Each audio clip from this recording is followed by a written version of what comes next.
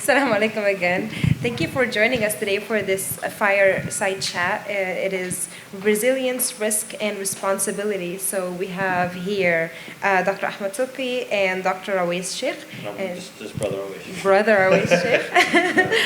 And they're going to be going through a fireside chat about thriving in your career, taking risks, and entrepreneurship, and stepping into your community as a young Muslim leader. So, of course, Brother Ahmed, you all know him. He is president of ICOI, and he is also a leader in organizational transformation. And Brother Awais Sheikh, he's an entrepreneur, community builder, and so, yeah, we're very excited to have them both. And do you want to introduce yourselves first, or should I go into our first question? We'll just go to the first question, inshallah. All right. Okay. So our first... You already introduced us, so we're good. Okay. Anything to add? No? Okay. So our first question is, can you start by telling us a little bit about your journeys and the defining experiences that shape the way that you approach challenges in your life and in your career? So, Bismillah wa salatu wa salam ala Rasulillah, ashhadu an la ilaha illallah, ashhadu anna Muhammadan abduhu rasuluh. Just to build on what Awais was saying, I think when I look back at my journey, and where I'm at today, it's this overwhelming feeling of I don't want to let any opportunity go by, right? And so I was just talking to Awais earlier that the burnout is very real, right? So when we were younger, we were both together at Virginia Tech. We did our MSA round. We did our all that, and it was great. It was exhilarating. It was like we have impact, and then. You start a family, you get a job, all those kind of things.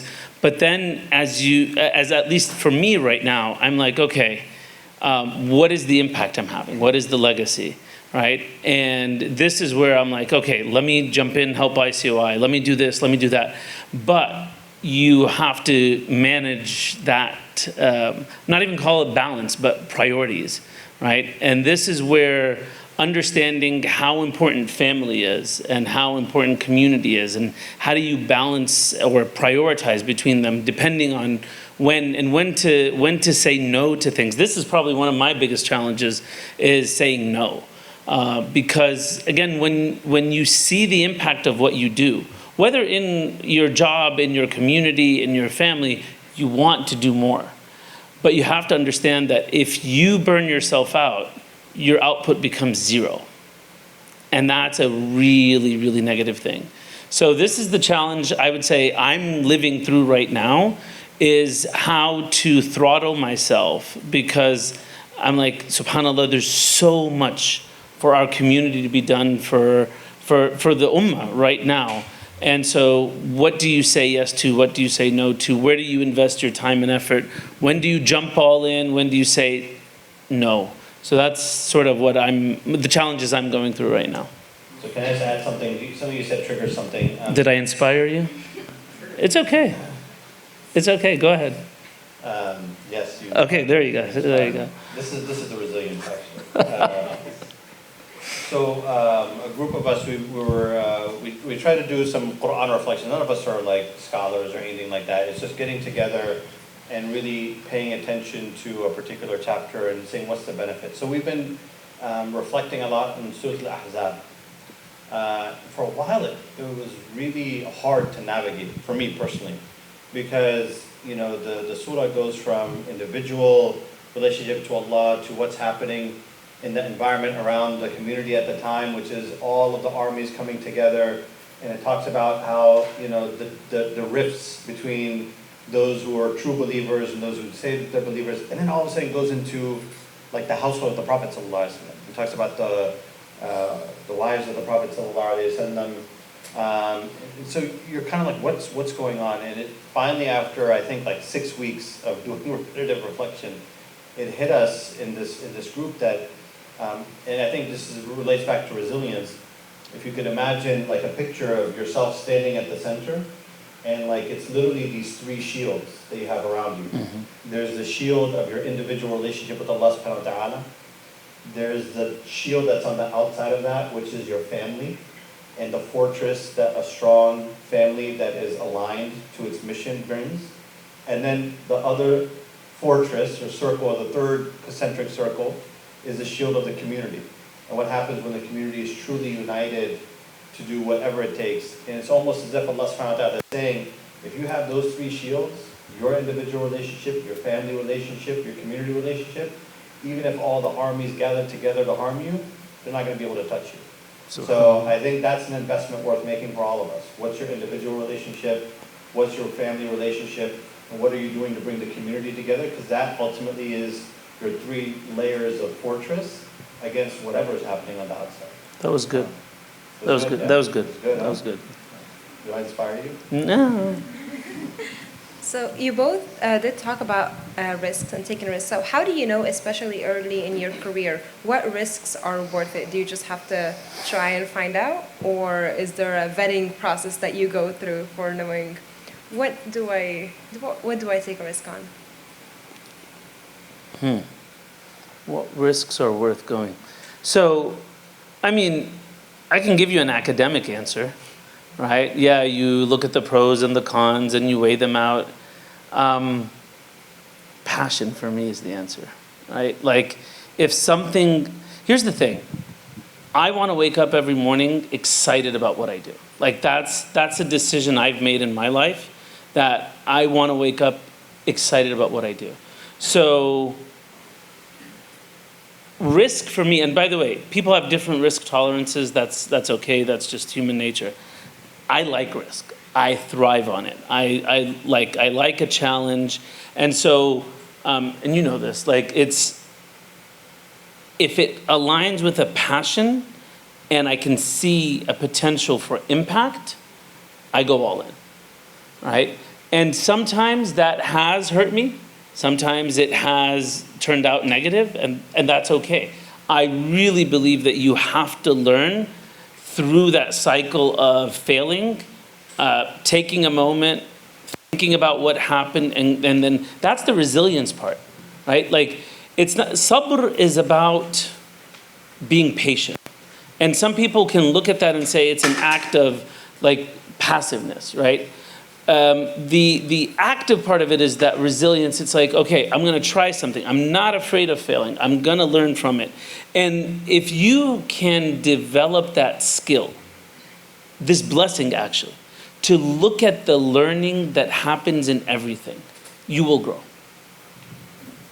What do you want to add? So I think when you're calculating risk at an individual level, the couple of things that I'm thinking about are, what do you really have to lose?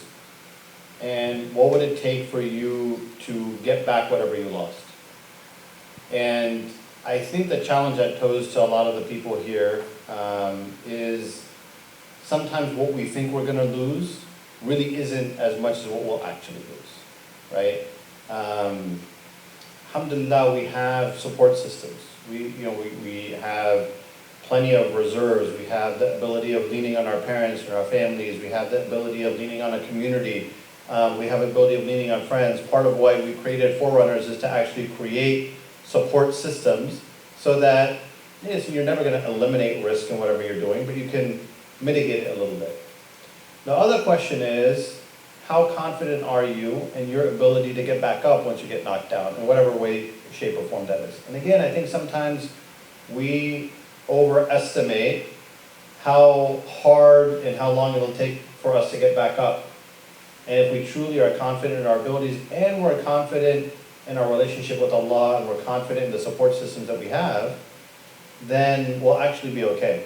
I'll just tell a quick story. Do you guys have Zalatimo sweets here? Have you ever? No, I know Zalatimo sweets. I don't know if we have it here, but we eat sweets here, yes. You eat sweets here? Yeah? I do, yes. I'll leave that one alone. So we actually Your story, yeah. we had a chance to Focus meet on your story. Abdullah Zalatimo. Okay. And so it was a great story. He was telling us a story where he gets called upon a lot, especially in the Arab world. So for those that don't know, like in places like in Jordan, that kind of place, like any cafe, basically it's his brand that's stocking that. So it's a big deal. But he's very generous with giving his time and his expertise to anybody who needs it. Even potential competitors. So people ask them, right? We asked them, we're like, aren't you worried about the risk of you giving up your trade secrets and someone copying and putting you out of business? And it was like something just like amazing about the way he responded. He goes, look, I was talking to my kids the other day. So you take all of this away from me, all of this away, give me 6 months and I'll be back. I was like, man, that's a confidence, right? That's a confidence that, yeah, you know that you will get knocked down if you take a risk. You know that you will lose something. But is it really that big? And are we really gonna, say, oh, I guess I'm never gonna be able to get back up from that? And I challenge that. I think we were more resilient collectively, especially as Muslims, than we give ourselves credit for. I'm sensing a theme here with resilience. And I'm going to tell the audience here, for people who just came, we do have a Slido link that we posted in the announcements channel. So as we are going through this, feel free to post your questions to it. Okay, so something very relevant to our community here. So many young professionals today are dealing with uncertainties of layoffs and AI disruptions, even personal setbacks. So what does resilience mean to you, especially from an Islamic perspective? You start. I'll answer the Islamic perspective part. I think this is truly a moment where Allah subhanahu wa ta'ala says very clearly in the Quran,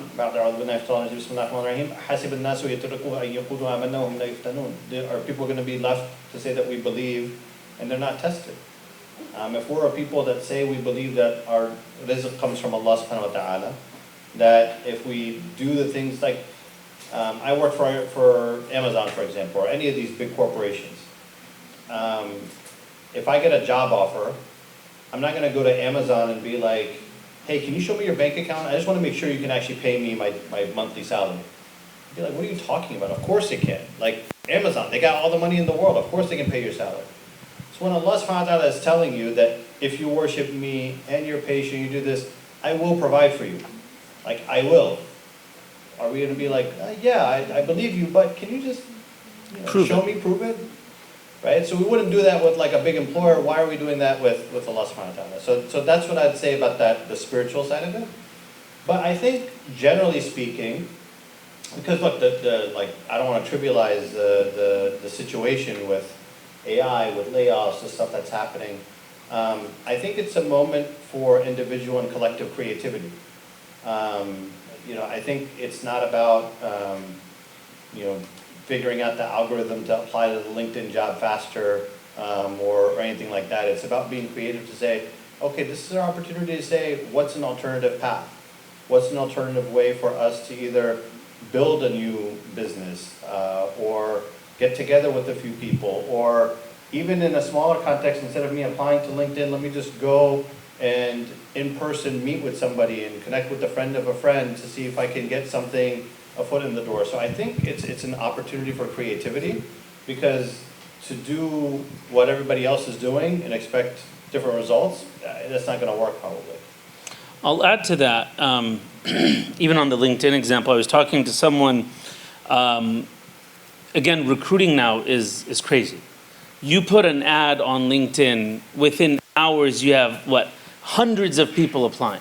So I was talking to the CEO and he said, we put these 2 jobs out and in an hour, 150 people apply. All right? And he instructed his team and he said, listen, out of the 350 people that applied, see who connected with us in a way, who sent an email, who reached out to someone in the company, and only interview those people, right? Who's going to take that extra step? And I'll tell you a story relevant to this community. I was hesitant to share it or not, but bismillah. So you all know we're struggling trying to open a gate between here and the masjid.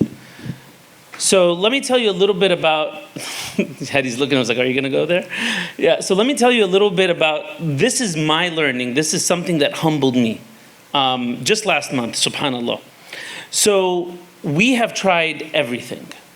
And for those who don't know, there's an HOA issue and it needed elections. And it all came down to one person, right? He has the swing vote. And he appeared from nowhere. We had calculated who's gonna go, who's gonna, come into the nominations. We had everything calculated. And then, wallahi, one day, the day before the nominations end, this one guy named John King appears on the ballot, and we have no idea who he is.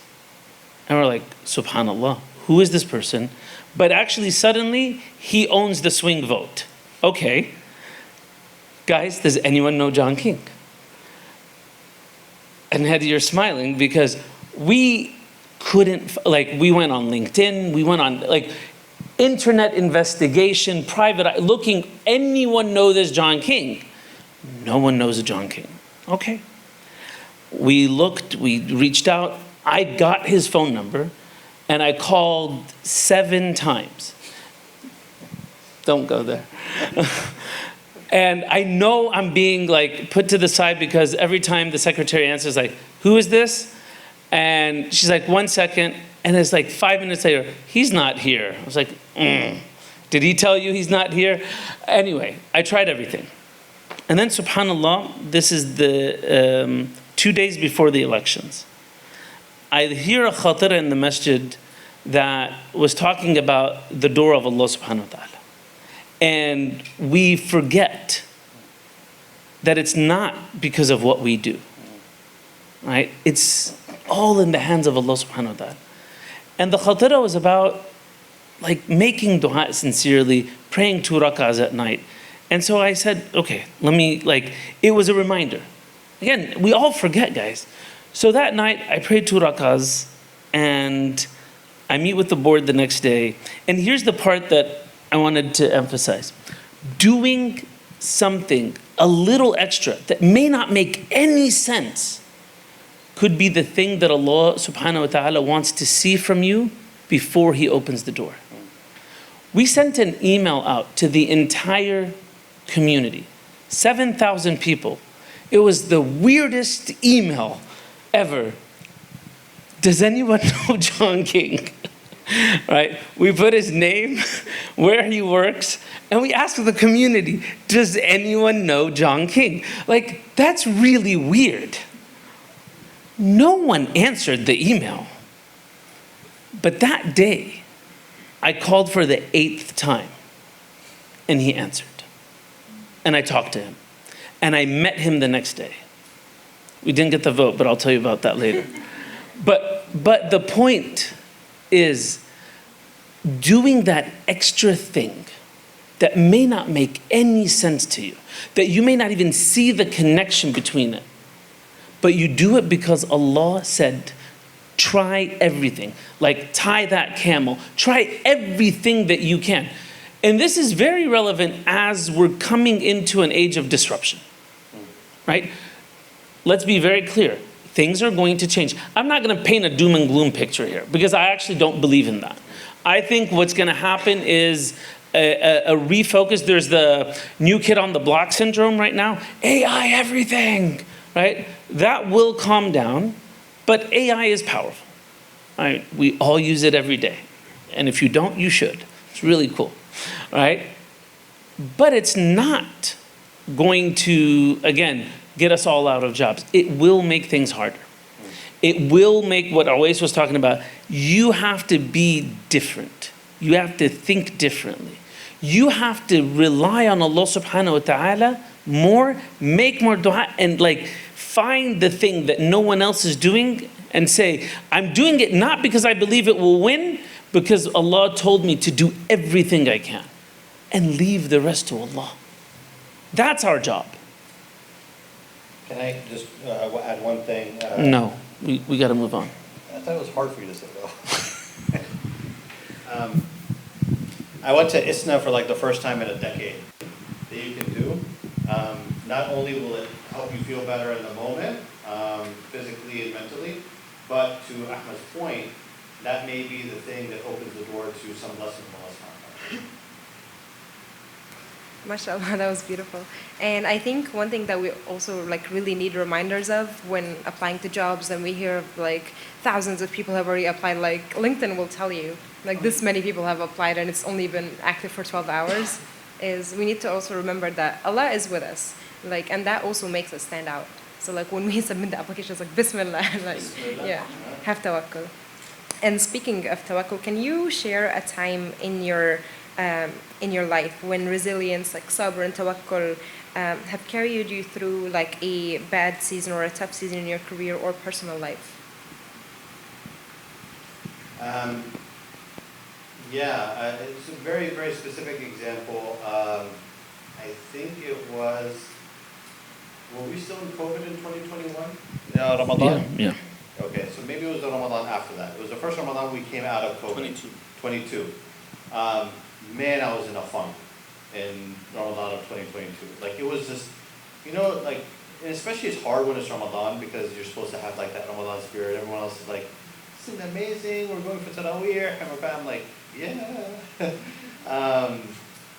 It was just kind of in a funk, right? Like work, at that point I was still working and I was like, I have no, like layoffs had started at Amazon and it's even harder when you're having to communicate that. You don't really know how to communicate it and then people are freaking out and then you're freaking out and I was like, what am I doing here in the first place? Like, why am I even here? I mean, even though this is before October 7th, you're just like, why am I helping these guys make money they don't need, And so, yeah, you felt like you're just kind of like in a proverbial like dark room with like the walls kind of closing in.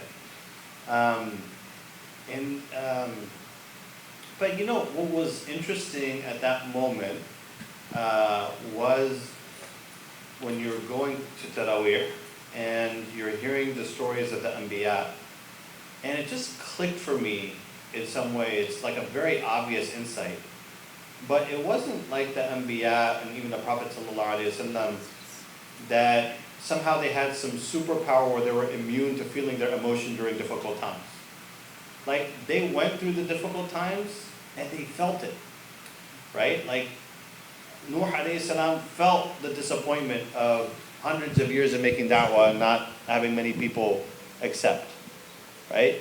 Yunus alayhi salam felt the frustration of his people, right? Like they felt those things, and yet they continued to persist. So it's like your negative feelings is not an indication of a lack of iman. It's actually it's not a bug, it's a feature in the system, right? And so I was like, man, if I can get through this, and then remembering the verse of Allah, وَمَن يَتَّقِ اللَّهَ يَجْعَلْ لَهُ مَخْرَجًا وَيَرْزُقْهُ مِنْ حَيْثُ لَا يَحْتَسِبُ. That whoever has taqwa of Allah is mindful of Allah, Allah will provide a way out for them, and He'll provide for them from places they never imagined. So you just have to go through it. And subhanAllah, it was about a year and some change later that I left Amazon, did some independent consulting, and then started this company. So that was the time where definitely resilience played a factor. Can I ask you a question? Like, that's a extremely gutsy move, right? So share with the group here, like, I mean, wife, 2 kids, pretty stable job. You're jumping, again, not at the beginning of your career, but I won't call it the end too, but anyway. You're jumping at a point of uncertainty, right? The global economy is not stable. Like, how did you make that decision? Because I had a different calculus in mind at that point, frankly. The calculus in my mind was I'm entering into my 40s. Pretty much once I get into my 50s, I'm going to be kind of a little bit at a steady state, if not, getting ready to wind down, right? In terms of like what I'm going to be able to offer in terms of health, time, that kind of thing. So I was like, man, my window for making a real impact is shrinking. These gifts that Allah subhanahu wa ta'ala has given me, whether that is, again, education, skills, those kinds of things, what am I going to do? Am I going to go back to Allah subhanahu wa ta'ala and say, yeah, I use those to have a nice 401k package, or I use that to, become senior VP of something or another? Or am I going to be able to turn back and say, you know what, I use these gifts that you gave me for 100% towards whatever I could? And again, my thought process back to the first question was, and maybe this is actually, it is a misplaced confidence now looking back at it. I was like, well, If it doesn't work out, I'll just go back. I can get a job, you know, and then all of a sudden the economy hit and I was like, oh, never mind. I guess that rope's been cut. No safety net. Bismillah. Back to your question about sort of sabr and as you were asking the question, I was contemplating, and I'll share a very, very personal story, but I want to be authentic to this group. So the hardest time of my life was when we moved from Virginia. So we used to live in Virginia. We moved from Virginia to California as I joined Riot Games. And in the first 2 weeks, my son was diagnosed with type 1 diabetes. And I had no idea what type 1 diabetes is. I was actually on a business trip to Korea. It was part of my orientation. So I had landed there and literally woke up the next morning. I got a call from my wife. We're in the hospital and she broke down. And I got on a plane and flew right back. That was one of the darkest, hardest times of my life. We talk about economic uncertainty. We talk about, the things that were going on in my head. Will my son ever fast? Ever. He was 5 years old, right? What kind of life will he have? Again, I know nothing. How will this impact him? Will he get married? These are the things that are going on in my head. And the uncertainty was like blackening. It was just, and then subhanAllah, you listen to the words of Allah. And guys, I know sometimes this connection between where we are and Allah and the Quran and the divine is hard. It's really hard. But, believe in it. Take that leap of faith and believe in it.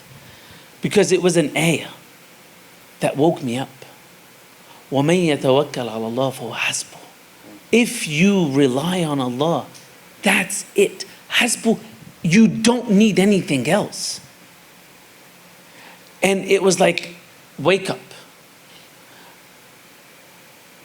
Work, get yourself educated, take care of your family. Remember, my family moved, and you know this, we had our whole family in Virginia, full support network. We moved to California. We're alone, new baby, 6 months old. My other son is diagnosed with type 1 diabetes. We're in a new city. It's just and this is where leadership steps in, right? And that, talk about resilience, that grit, that okay, Allah subhanahu wa ta'ala says, فَإِذَا فَرَغْتَ فَانْصَبْ. When you're done with this thing, stand up and move on. It's just the haraka baraka. And it's just okay, keep the focus, rely on Allah subhanahu wa ta'ala. Put that weight. There's so much weight on everyone's shoulder here. I get it, right? Whether around career, marriage, family, jobs, money, there's a lot of weight. Take that weight and delegate it to Allah subhanahu wa ta'ala. It's powerful. And subhanAllah, that moment in our life as a family, we still remember it. But it was one of the most powerful building moments, because that scar tissue that builds you and makes you stronger. And so when you're tested with these tests that suddenly you open your eyes and you're like, I don't know how I can continue. Maybe remember this story, remember an ayah and say, I know I can continue. Because Allah subhanahu wa ta'ala will not test you with anything that you can't handle. But the key is to remember in that moment that I can handle it. When you rely on Him, and then get up and keep moving. Keep moving. The people around you need you. Your friends need you. Your family needs you. Your parents need you. Just get up.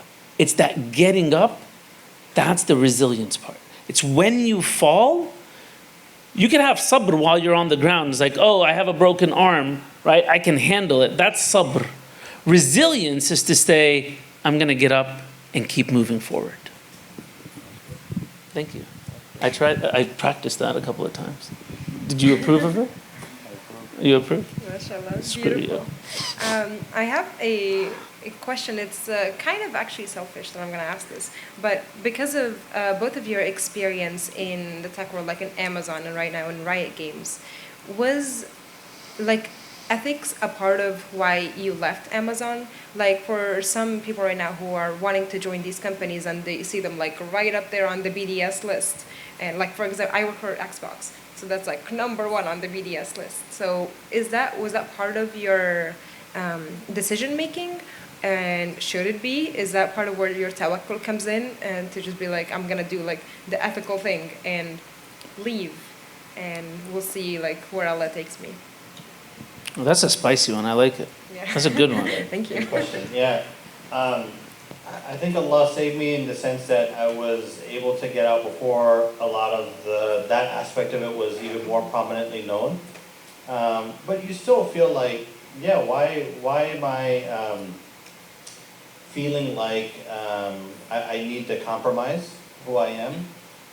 And especially because, and I'll spare the full story, but happy to share it if anyone's curious. We as a community collectively have been feeling like, oh, in order for us to be successful, we have to hide our Islam, right? Or we have to kind of put it off to the side.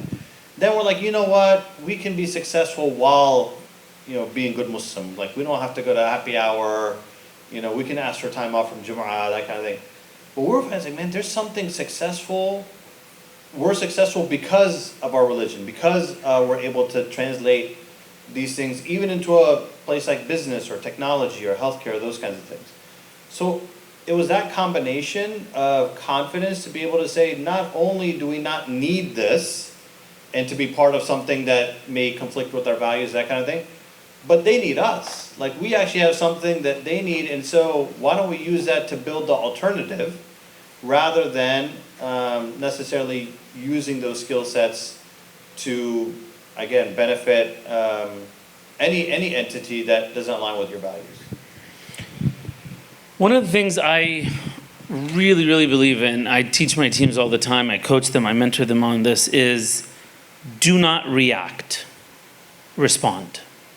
There's a big difference between reaction and responding. Sorry? Emotion and logic. Yeah, exactly. Not just emotion and logic is one dimension, 100%. Muslims in general, we react. We have that fire inside of us. You burn the Quran, I burn you, right? Like, it's like that, right? That's reaction. Don't just focus, all right? They got the point, shut up, all right? The point is, okay, hold on. Cut. So the point here is this. When we react, we don't think usually of long term. Okay, we're not strategic. We're emotional. We're in the moment, and that fire inside of us, we feel that what will extinguish it is that action in that moment. But subhanAllah, if you look at the seerah, the Prophet ﷺ never, and I say it, never reacted. He always responded. It was thinking of the implications, thinking of the long term, thinking of the people, thinking of all the different aspects of a decision. Because when we react, you're not strategic anymore. So back to your question. With October 7th, with what's happening in Gaza, with BDS, right? Some of you may be working in organizations where you feel like there's a misalignment, like I feel wrong. That's fine. Don't react, respond. Okay, what am I going to do about it? Could be a moment where, you know what? Okay, I am planning my exit. right? Versus, you know, yeah, here, I don't know what this is. You take the bad one. That was great. Appreciate it so much. Yeah. Yeah, I think all of us feel it. And okay, so back to Brother Awais actually. So you mentioned after you left Amazon, you started your own company. So part of being an entrepreneur, that is something I think a lot of us young professionals are interested in how to like get started. Like there's a lot of hype around entrepreneurship, but also there's like this fear. So what do you see is the biggest mental or spiritual barrier that keeps people from starting something on their own? Yeah, great question. We were talking about this at dinner. Honestly, our education system. That's like the short answer, but I'll give the extended answer. Ever since we're really young, we're socialized to basically achieve a predefined definition of what success looks like. And when we achieve that, then we get a grade, a gold star, or whatever. And when we fall short of that, then we're made to say, oh, we haven't achieved that definition of success, we need to improve. Now in our community, mashallah, I'm sure this community is no different. Our community is pretty good. Like we've learned how to be successful, get good grades, high GPA, get into good universities, excel in those areas. You followed all of those things. So what does that mean? We've been socialized to essentially succeed all the time in terms of what we're doing. And by definition, entrepreneurship and starting a new venture is going to require you to fail quickly and respond to that and get back up. And it's easy to say, like it's a cliche, fail fast, fail, all that kind of stuff. But what you underestimate is actually the psychological impact of that. The psychological impact of when your entire mindset and limbic system has been wired to be in a mode of success and to not take a step until you achieve that success. Something that does to you in terms of being willing to take a risk. Just one example, a super famous example. This is probably one where I'll steal Ahmed's thunder, but there's a very famous activity or experiment that we run. It's called the marshmallow game, right? So everyone heard of the marshmallow game? So, you know, for those that haven't heard of it, you're given a certain number of usually spaghetti sticks and some materials in a marshmallow. And the idea is whoever builds the tallest marshmallow wins, that team wins. And it's done over, you know, many, many times. And you find that, and I'm a business school graduate, right? So I have an MBA. MBAs do worse than kindergartners, right? Why do you think that is? If I told you that you had, let's say, 30 minutes to build the tower, a lot of MBAs, they wouldn't even put the marshmallow on a stick and build the tower until like minute 20 or 25 even, right? Why? Because they're busy planning. They're like, oh, triangles, something about architecture, whatever. They'll do all this analysis because they want to get to the right answer. Kindergartners don't care. They're like, oh, let me stick this marshmallow stick. Oh, this marshmallow breaks the stick. It's way too heavy. They learn that very, very quickly. You see a kid walk around, they stumble, they fall down. They're not like embarrassed about it. They just get up and try again. We get that beaten out of us through the systems that are around us. It's not just education, it's college, and then it's the corporate environment and that kind of thing. So when we actually, we work with entrepreneurs now, and subhanAllah, like the amount that we ourselves and the people we work with have to unlearn based off of what those systems have put in us that actually stop us from being willing to take that risk is a big, you know, it's not an insurmountable challenge, but it's something that we find needing to do. Find partners that you trust. Like, there's so many different things that you can do, but I really think that every person, right, should be thinking, when or how can I do it? And you may disagree. No, I agree with you, or in general, but I think there's also, I'd be remiss if I didn't mention one thing. This isn't about any of us individually, but it's about all of us collectively. When we talk about, starting a business is risky, doing your own thing is risky, But man, some of our other communities here in the United States, they figured out how to get each other's backs. Oh, yeah. So when it comes to, yeah, it's a risk, but there's a little bit of a support system that's there. I can help you get your first customer, I can help you get your first contract, I can back you with investment and that kind of thing. Okay. And I think we collectively as a community need to do is build that system for ourselves.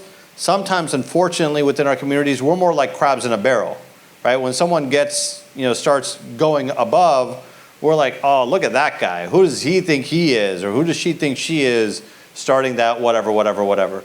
Man, did you try that, chicken sandwich at that new restaurant? Astaghfirullah, I was like, all right, like instead of like supporting them, you're like bringing them down. I don't know anything about chicken sandwiches in this area. I know a lot about chicken sandwiches. Keep going. You're just making it so hard. Build each other up. So like honestly, like this is my first time visiting this community, like seeing what's happening in the village. I mean, this is amazing, right? Like this is actually an example of an institution helping to uplift and support people and providing them with resources, support, space, foot traffic to actually help businesses be successful. So I think, again, that's not for any of us individually, but it is for all of us collectively to be thinking about how do we support one another. There's a very famous management person that talks about scarcity mindset versus abundance mindset, talks about, leaders and entrepreneurs, whoever who has a scarcity mindset, they're not successful because they're always thinking about a fixed pie and how to slice that pie. Whereas people who have an abundant mindset are always thinking by helping somebody else, by contributing to somebody else, we're ultimately benefiting ourselves. Like, man, how could we as Muslims have anything but an abundant mindset? We're connected to the source of abundance. When Allah subhanahu wa ta'ala says, فَأَمَّا مَنْ أَعْطَى وَاتَّقَى وَصَدَّقَ بِالْحُسْنَى فَسَنُيَسِّرُهُ لِلْيُسْرَى.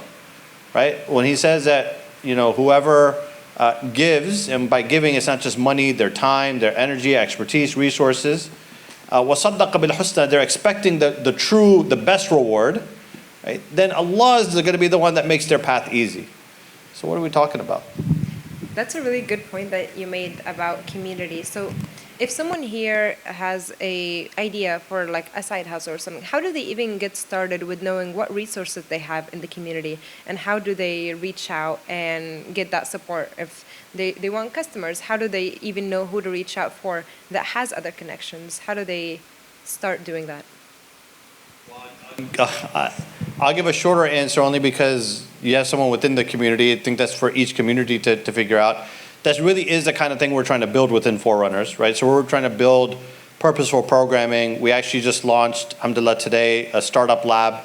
So people who want to take idea to impact within 5 weeks, and then it's about giving them the expertise, the workshops, the training, but also assigning them to a coach, giving them mentors from within our community that have been there, done that.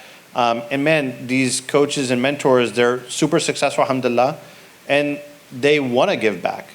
You talk to some of them, they're like, man, if I could have told a version of myself 20 years ago, had a 1-hour conversation with them, I would have saved, months or years of headache. So now they want to support that. It's just we have to create those spaces and those mechanisms to be able to support that. So that's something we're trying to do. Maybe we'll see if we can do a startup lab down here. But I'd encourage you all, and maybe Ahmed can talk about what are some of the ways we could build some of those types of things within our community here. I'm honored to be here because I believe that this group of individuals, young professionals, are the heart of our community. They're the future. You guys can change this ummah, right? And one dimension of that is that financial freedom and that financial capacity and capability. So again, practically create the space. You guys have what, WhatsApp group, or have maybe a community just for pitching ideas, right? And who's interested, right? And see what, are you interested? I'm not pitching anything right now, but there's thirst here.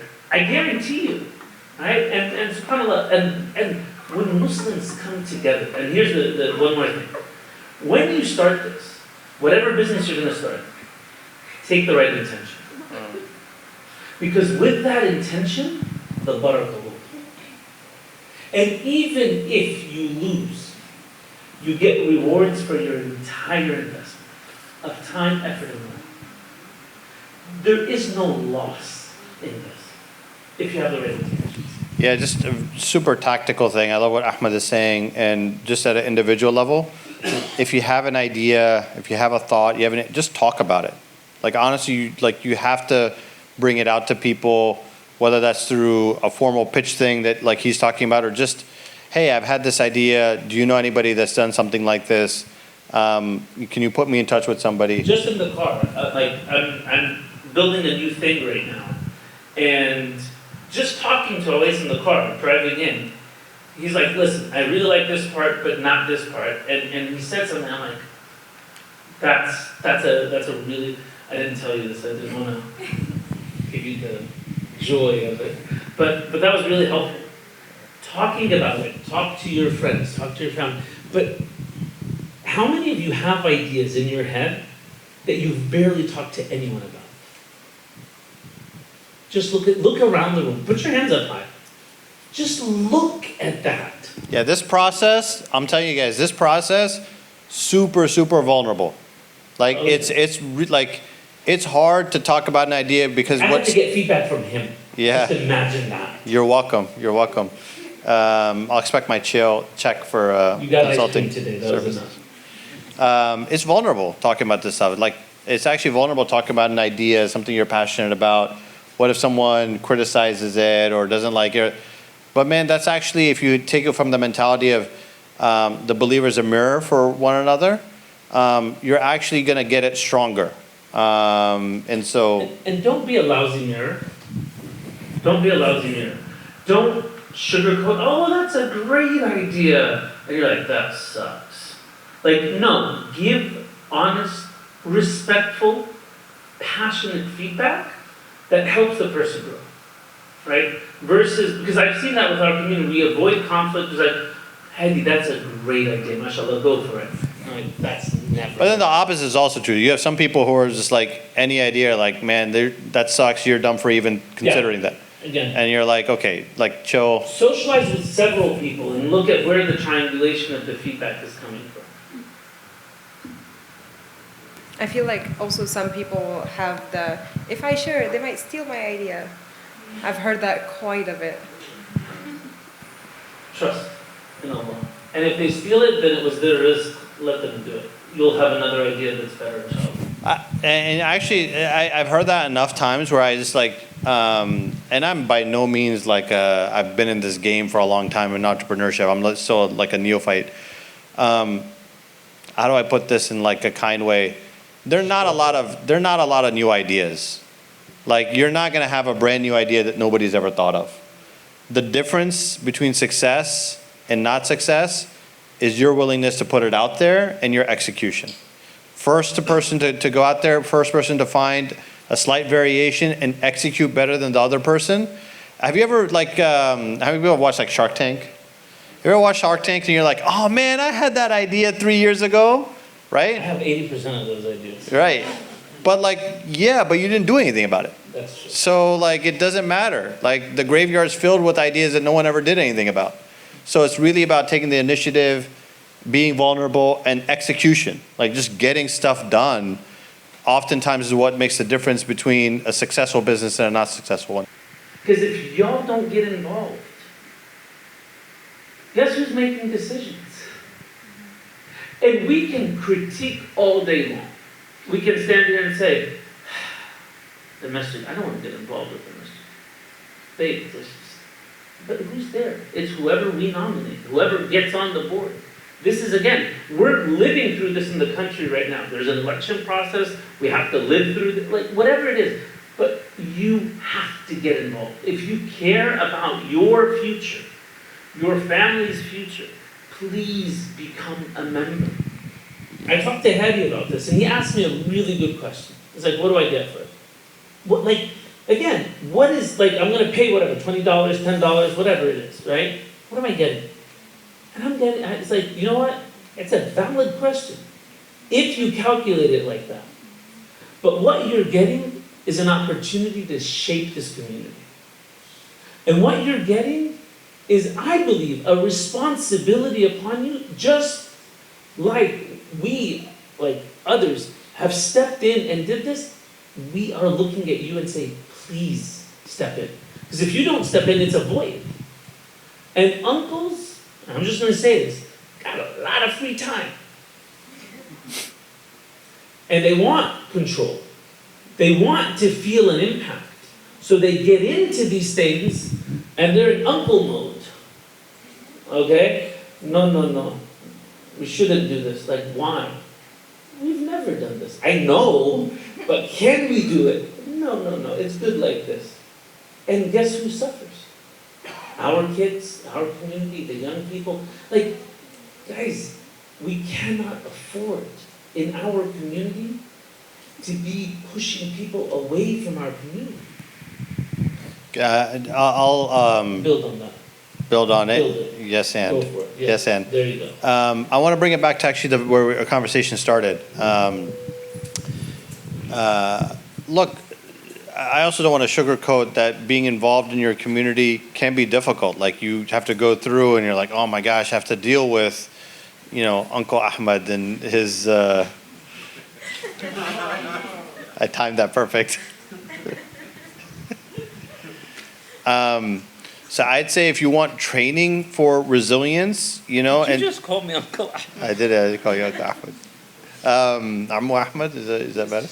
So, like, if you want training in resilience, and like, there was this, I was telling him one of the slides I saw from a speaker in a conference was love your ummah even if it's hard, right? Love your community even if it's hard. Lead your community even if it's hard.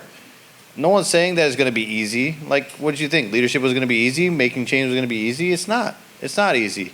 But honestly, you want good training? Yeah, absolutely sign up. Not just for all the reasons Ahmed mentioned, but you're going to get something out of it. Secondly, I was just reflecting, it just hit me like right now, like a ton of bricks. We're talking about how to find opportunities and how to, do this. This opportunity that I had to work at Amazon and as a result do all the stuff that I'm doing came because of someone who I met in a leadership position at a masjid. I was on the board of a masjid, and my fellow board member, because we talk and we network and we know about each other, he's like, hey, I was thinking of you when it came to this opportunity. Are you looking? I was like, man, I wasn't at the time, but now I kind of am. So like, this is actually an awesome opportunity to bring your skills to use, to learn what it's like to work in difficult environments and have those leadership experiences, and to connect with other people that ultimately may bring you some of the other benefits that you're looking for. So a lot of reasons to do it, a lot of reasons. And shameless plug here, we actually are going to be opening roles to be on the YP board. If you're interested, that's your first step to being in the community. And that is while you build your resume and serve your 2 years before you can be on the ICOI board. So you're going to be learning more about that later. And we've reached our Q&A section, so I'm going to be going through the Slido questions, and you can still put in your questions or vote on questions that you want to hear answers for. And I think I'm going to start directing questions to either one of you for the sake of time. Okay, so... No. Jazakallah khair both. I'm going to start actually with Brother Ois, and can you tell us more about your company and what are some ways that we can get involved? I sent that question. I'm just kidding. Yeah, so again, I mentioned this before. So the whole mission of Forerunners is how do we advance the Muslim agenda, not just for Muslims, but for society at large? How do we manifest our values? We want to do that by building, growing, and scaling the institutions and businesses that are moving the needle on that agenda. So we have work that we do on the nonprofit side. So we work with masajid and Islamic schools and seminaries. Sorry. So this guy's very humble, mashallah. Let me tell you a little bit about Forerunners because he's not. Mashallah, these guys in a very short time, right, have become the main go-to for yaqeen, for miftah, for some of the major masajid. He's actually in town because they were running a Gaza workshop with all the masajid in the area and organizations. So it really is something to be proud of in our community that we took people from the corporate world, and they're, mashallah, again, what, 2 years? Yeah? Immediately providing massive value and impact to our Muslim organizations. So may Allah subhanahu wa ta'ala really put barakah in your work and increase you guys in what you do. And they have that aspect of the work. They have non-Muslims coming to them right now to work with them. I mean, you have non-Muslims on staff even. They love the values that Forerunners have. And they have non-Muslim clients that are coming and saying, we want these kind of values in what we do, and the startup work you guys are doing. So Yeah, barakallah feek. I'll talk about how you can get involved piece a little bit. One, just join the conversations. So, we're on Instagram, and we have, on our website, we have a stay connected kind of thing. Two, we're actually just planning and saying, how do we do these convenings? Because one of the things that we've learned is that when you go to different institutions and different places, the challenges that you see are very similar.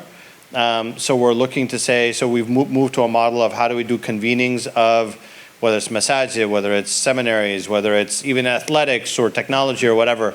So if that's something that you're interested in, you say, I want to bring together Muslim thought and do leaders, or I want to help out in a convening of masajid on the West Coast or that kind of thing. Inshallah, we're going to be looking to come out here more to do that type of thing.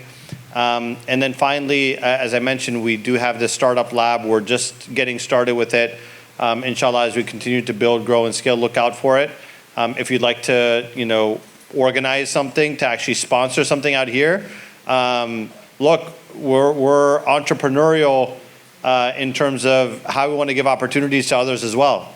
So if a group of you came together and said, man, we like that startup lab, we like what you're doing, how do we do that convening here? How do we do that startup lab over here? I'm happy to make another trip out or to talk to members of our staff to see how we can make that happen, inshallah. Yes, it is a company, but it's really more about the movement of how do we help us to help ourselves. MashaAllah, may Allah increase your barakah and your risk on this. Ameen. So a question for Brother Ahmed. How do you decide what to say no to? And what have you learned about managing the challenges of saying no? Look, it's a very simple thing. We talk about in the Islamic conversation about ghafla, right? Mm-hmm. And I think ghafla, the modern translation of it, I think I would call it as being in autopilot mode. Mm-hmm. So if you're in autopilot mode, you don't stand a chance at saying yes or no to the right things. If you don't have a very clear sense of what you're trying to do, and I'll be very real about it. Look, every single one of us is going to stand before Allah subhanahu wa ta'ala. And we're going to receive a book in our hand. What do you want that book to say? Right? What do you want that book to say? What's the executive summary of that in terms of what you did? If you can't start with that in mind, and then if you don't have a personal value system, if you haven't sat down and say, family is important to me above all else, right? Making sure that I am ethical with who I'm working with and for above all else. If you don't even have those things, you don't stand a chance. It's like I'm trying to get from here to New York without ever knowing what New York is, and I don't have a map or a GPS system, right? It's like you don't stand a chance. So part of it, I think, in terms of being able to say no or yes, you have to not be in autopilot mode. You have to know what's the destination. You have to have that value system. And it's got to be something that you're living, that you're actually saying, okay, how does this decision fit in context of that? In addition to everything Ahmed said.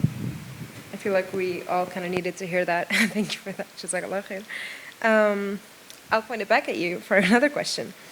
Someone asks, I want to start a business that requires quite a bit of capital. What is the best ventures for a young entrepreneur in college to gain capital?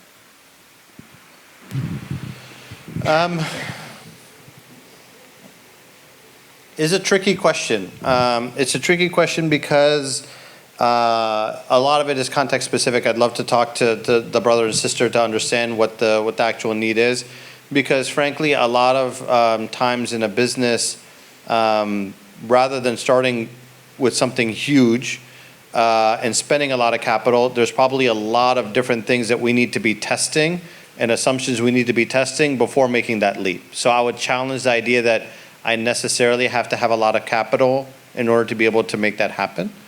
There are, mashallah, a growing number and amount of Muslim investors that are out there and ethical investment alternatives that are out there.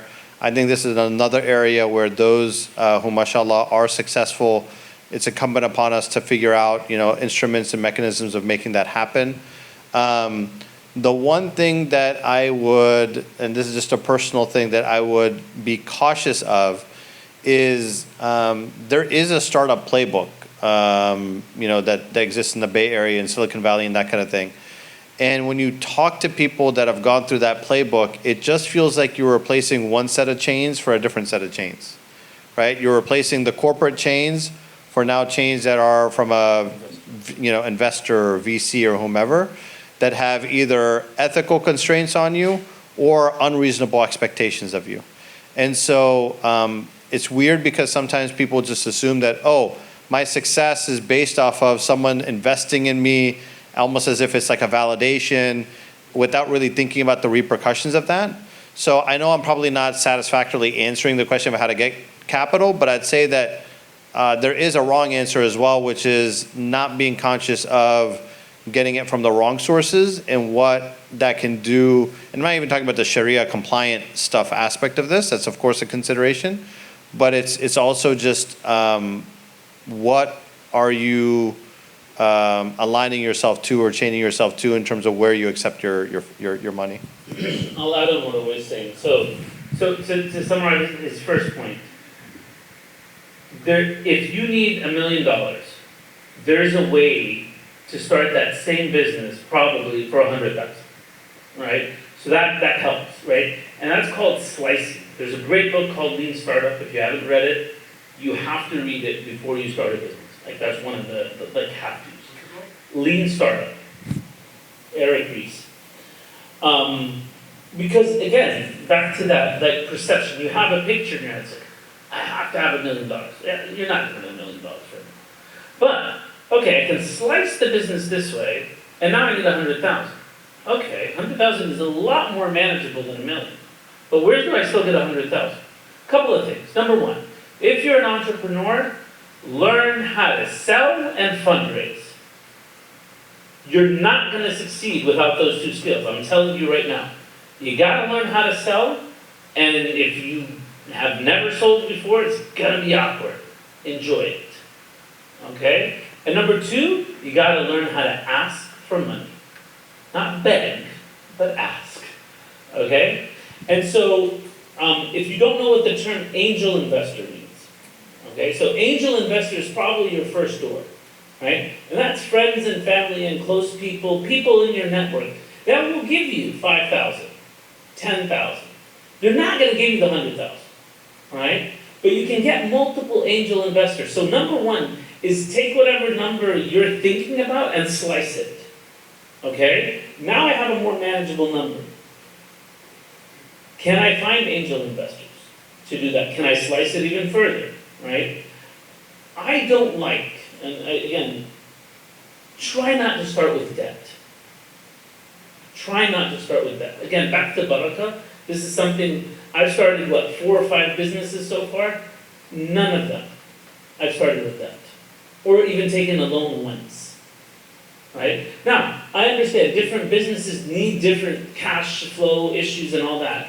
But I'm talking in general as a principle, as a concept, that should be one of the things you strive for. So angel investors, and by the way, there's a lot of angel investors in our community. But the problem is, we don't know how to ask for money. So we're not asking for money. Right? We feel it's weird, it's awkward. Right? There are ways to pitch, all of this, to your point, it's known. But don't start with the chains of a VC or private equity or any of those kind of, because again, depending on the size of the thing you're thinking, I was let me go, look at the chains they're going to put in your hand. That's why they call angel investors. They come in for equity, but nothing else. Jazakallah khair. We're actually going to be taking our last question before we break for Aisha. So the question is for Brother Awais. So on the definition of success, the American dream feels both unrelatable and unattainable. How should we shift our definition of success? Wow, that's the last question. That's incredible. MashaAllah. That is the question we should be asking, 100%. That's the question we should be. I'll go off on a little tangent. Look, we think that the current, definition of the American success and the American dream and the idea of corporations and, maximizing shareholder profit as being the objective of a company, we think of that as like religious because, again, it goes back to our education system. It was like 1970s, Milton Friedman wrote an article, Michael Porter built like a pedagogy around it, that got copied and pasted around business schools, and all the graduates of these business schools worked together and did deals together, and that's how we have the economy that we have right now. There's a sociologist that says that social revolutions precede economic revolutions. And I think we're, to Ahmed's point about disruption, we're seeing social upheaval. This social contract is not working for a lot of people. This idea that I'm going to work for a corporation and that corporation is going to take care of me for many, many years. I'm going to retire and I'm going to live all right. Like all of that entire dream, I'll get enough money to buy a house and get the 2-car garage. Like that's just not it anymore. So where does that leave us? Look, there's an individual answer to your question, which is of course the religious answer and the spiritual answer. But I think there's also an awesome opportunity for us. I agree with Ahmed for once in our lives, by the way. We don't agree on anything. I am optimistic because it's actually an awesome opportunity for us as a community to show our values, to show that if you really looked at what the concept of commerce and tijara and business was in Islam, it's a system that far surpasses anything that we have right now, right? And the idea isn't about maximizing shareholder profit, it's about maximizing social profit.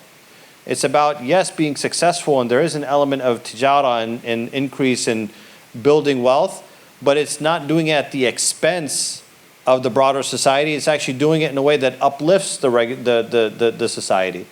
And if we can figure out a way of actually operationalizing that within communities like this through projects like Village and other things that are out there, and we can figure out how to show an end-to-end alternative for people where, look, there's going to be a war for talent, there's going to be a war for investment, and if we can show that actually we are the curators of a new economy that's built on success, when you win, I win, and when I win, you all win, then we actually, it's not even just like a nice altruistic, cool thing for us to do. It actually becomes a differentiator, even in business terms.